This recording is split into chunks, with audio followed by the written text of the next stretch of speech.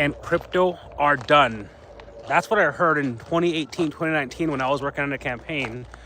And I was talking to the youngest Bitcoin millionaire in history at the time. I think that he's still the youngest for Bitcoin at least. He was 17 years. When I met him, he was like 21, but he became famous when he became a 17-year-old crypto Bitcoin millionaire. So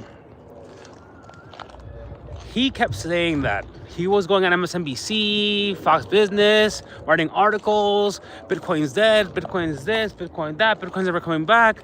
But if you made your money in Bitcoin, sell at what you can.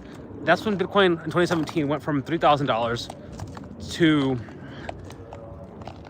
$20,000 and then crashed back down. So after that, a few weeks, well, by the way, I have to reiterate that he said this and to my face as well. When I worked on a campaign with him, he actually told me to my face. I was like, so you really think Bitcoin's dead? He's like, yeah, Bitcoin's dead. A few weeks later, I was saying it with somebody, and their cousin came over and said to me, hey, I have a family member. Every week, he puts a little bit of money towards Bitcoin crypto. This is before I knew what DCAing, dollar cost averaging, was.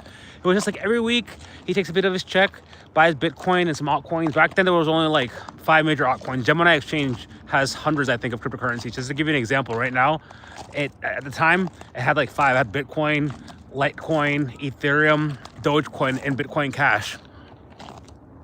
Shout out to Dogecoin. Again, that's my first entry when I downloaded Gemini all those years ago.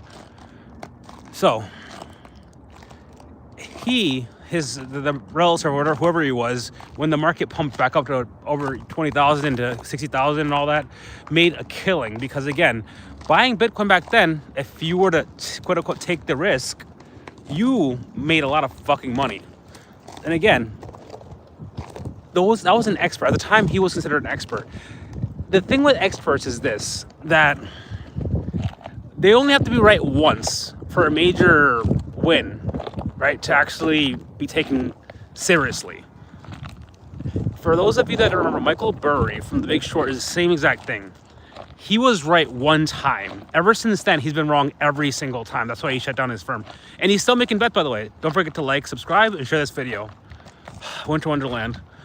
But again, you only have to be right one time, and you're considered an expert. So because he was right one time, let's be honest, a lot of the old early Bitcoin, I guess, not the OGs, not the ones that helped with the code, but the ones that like bought, 200 Bitcoin, $5, 200 Bitcoin, and put in a USB drive. These guys, a lot of them got lucky. Again, no heat on anybody, and your game is your game. If you could do that, that's on you. That's great. I support you. I love you. But you have to understand that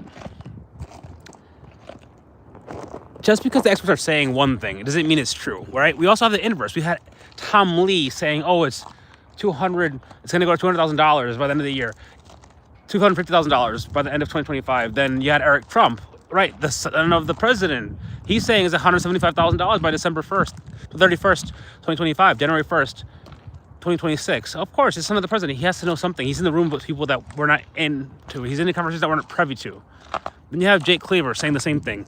I've seen the math, and XRP is going to go to $589 or $720, and I'm betting, 5,000 XRP, which, by the way, for him is not a big deal. If certain people that, when they bet like these things, like I remember a couple years ago, somebody bet that Bitcoin's going to go to $1 million, and he put like 0.0001% of his net worth. It was like $1 million on chain. He lost $1 million, but it's good marketing.